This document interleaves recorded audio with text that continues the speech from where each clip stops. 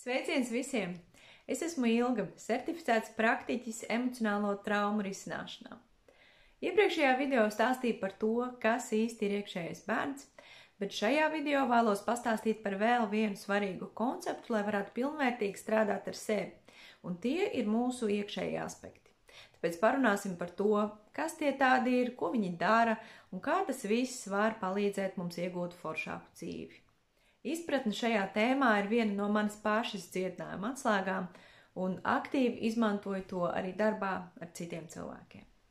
Mēs par sevi mēdzam domāt kā par viengabalainām būtnēm, piemēram, es esmu Ilga. Taču, lai arī fiziskais ķermenis mums patiešām ir viens, mūsu iekšējā būtība nebūtu nav viengabalaina.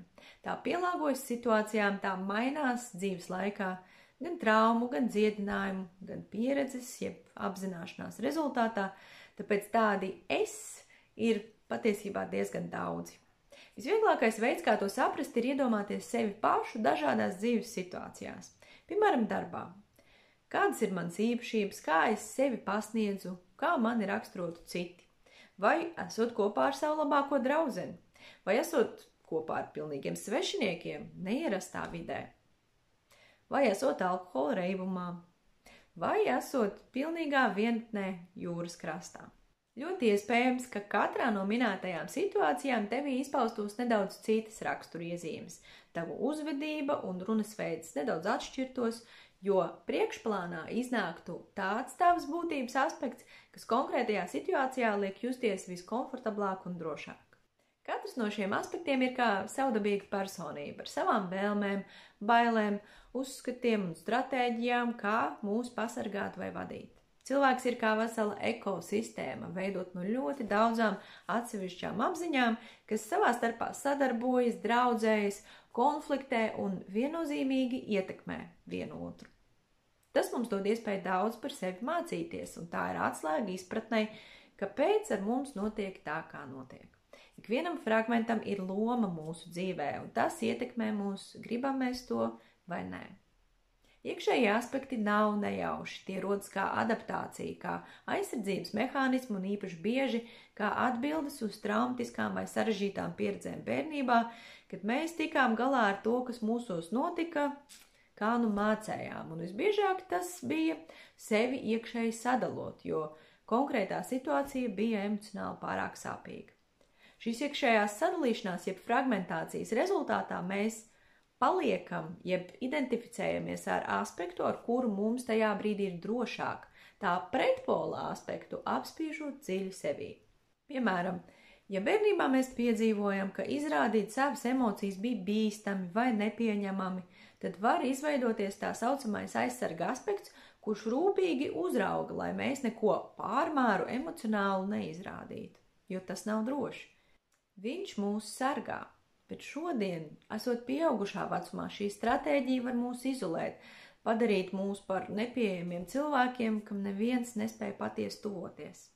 Vai arī mūsos dzīvo aspekts, kas burtiski bloķē darbību, lai mēs nepiedzīvotu neveiksmi, kritiku vai kaunu, ko reiz sasaistījām ar mēģinājumu darīt kaut ko jaunu.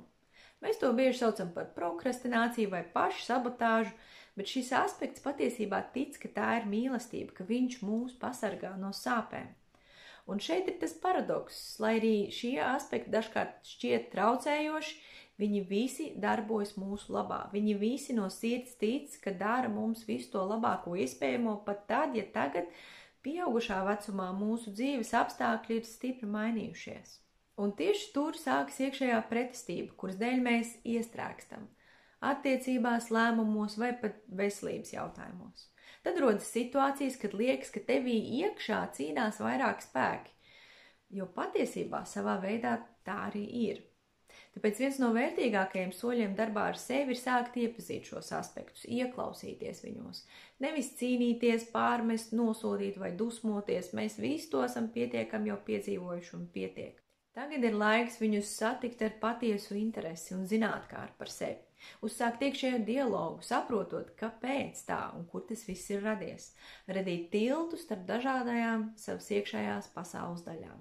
Es savā darbā palīdzu cilvēkiem ne tikai identificēt šos aspektus, bet arī panākt, lai tie sāk sadarboties, lai viņi beidzot jūtas sadzirdēti, saprasti un var atslābt. Un tad cilvēka dzīvē sāk notikt pārmaiņas. Nevis tāpēc, ka viņš piespiež sevi būt motivētāks vai disciplinētāks, bet tāpēc, ka iekšēji vairs nav karš. Ir sadarbība, ir iekšējais miers, kas atļauj pārmaiņām būt patiesām un ilglaicīgām.